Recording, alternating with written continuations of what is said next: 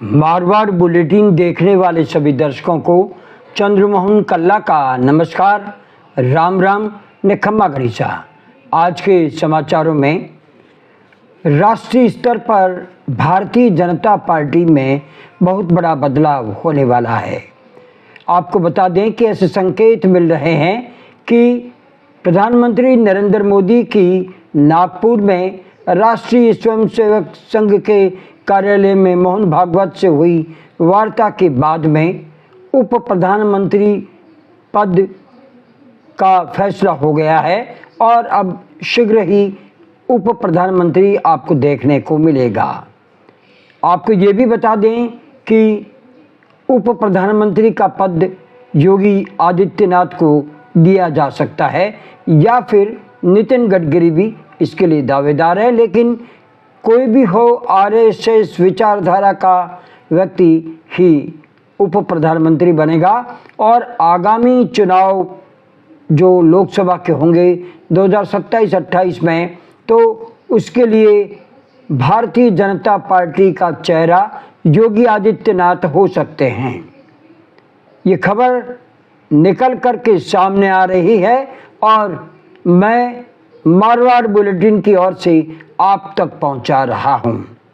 आप पूरी खबर देखने के लिए इसे सब्सक्राइब करें, लाइक करें और शेयर करें।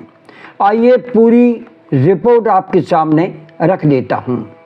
प्रधानमंत्री नरेंद्र मोदी के नागपुर दौरे व राष्ट्रीय स्वयंसेवक कार्यालय में गुफ्तगू के बाद एक बात निकल कर के सामने आ रही है कि उप प्रधानमंत्री का पद फिर से बनेगा और इसके लिए तैयारी भी शुरू हो चुकी है। बताया जाता है कि आरएसएस विचारधारा के किसी भी सांसद को या अन्य व्यक्ति को उप प्रधानमंत्री बनाया जाएगा। नागपुर में संघ कार्यालय में नरेंद्र मोदी की मोहन भागवत से मुलाकात हुई थी। उसके बाद ये कहा जा रहा है कि सरकार में कुछ बड़े बदलाव हो सकते हैं। याद दिला दें कि अटल बिहारी वाजपेयी की 2002 में जब वे प्रधानमंत्री थे, नागपुर गए थे और इसी तरह से आरएसएस के उस समय के आला कमानों से बातचीत हुई थी और जब वे दिल्ली लौटे तो उसके कुछ दिन बाद ही लाल कृष्ण आडवाणी को उप प्रधानमंत्री बना दिया गया था और 2004 में जब चुनाव होने वाले थे तो इसके लिए अटल बिहारी वाजपेयी की जगह लाल कृष्ण आडवाणी को चेहरा बना करके भारतीय जनता पार्टी ने चुनाव लड़ा था। लेकिन बदकिस्मती रही लाल कृष्ण आडवाणी की कि वो चुनाव भारतीय जनता पार्टी हार गई और यूपीए की सरकार बनी। शाइनिंग इंडिया फ्लॉप शो साबित हुआ और आपको ये भी बता दें कि इस नारे के फ्लॉप होने के बाद में सरकार यूपीए की बनने के बाद डॉक्टर मनमोहन सिंह पहली बार प्रधानमंत्री बन गए थे।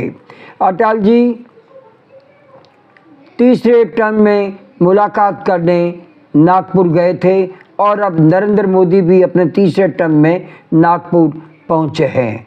मोदी को कहा गया है कि आरएसएस के काम करने वालों की अब पूछ शुरू हो जानी चाहिए। नागपुर में भारतीय जनता पार्टी राष्ट्रीय अध्यक्ष पद पर और उप प्रधानमंत्री पद पर आरएसएस विचारधारा का व्यक्ति ही जिम्मेदारी सौंपेगा और उसे ही जिम्मेदारी सौंपनी होगी। ऐसे निर्देश नरेंद्र मोदी को भागवत ने दे दिए हैं। अटल जी के समय गृह मंत्री लाल कृष्ण आडवाणी थे और वे उप प्रधानमंत्री बने और अब गृह मंत्री अमित शाह है, तो क्या अमित शाह को प्रधानमंत्री बनाया जाएगा? शायद नहीं। उसका कारण है कि अमित शाह राष्ट्रीय संगठन में भी बड़ा पद पा चुके हैं और अब वे देश के गृह मंत्री भी हैं। तो फिर योगी आदित्यनाथ या नितिन गडकरी में से किसी एक को प्रधानमंत्री की जिम्मेदारी, उप प्रधानमंत्री की जिम्मेदारी सौंपी जा सकती है। और 2027-28 में जो चुनाव होंगे और उसमें पार्टी का चेहरा बनकर के ये तय है योगी आदित्यनाथ को सामने लाया जाएगा।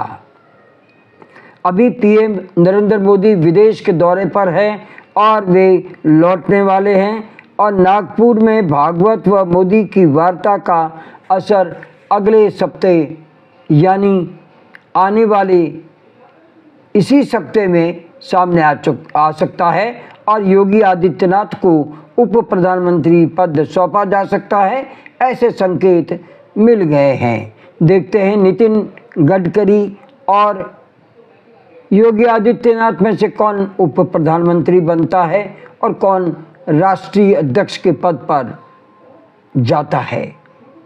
आज बस इतना ही।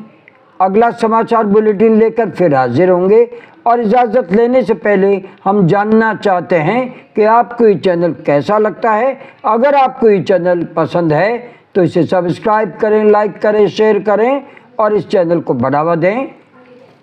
आज्ञा दीजिए। नमस्कार, जय हिंद, शुभ रात्रि, शब्बा खैर, जय जय भारती।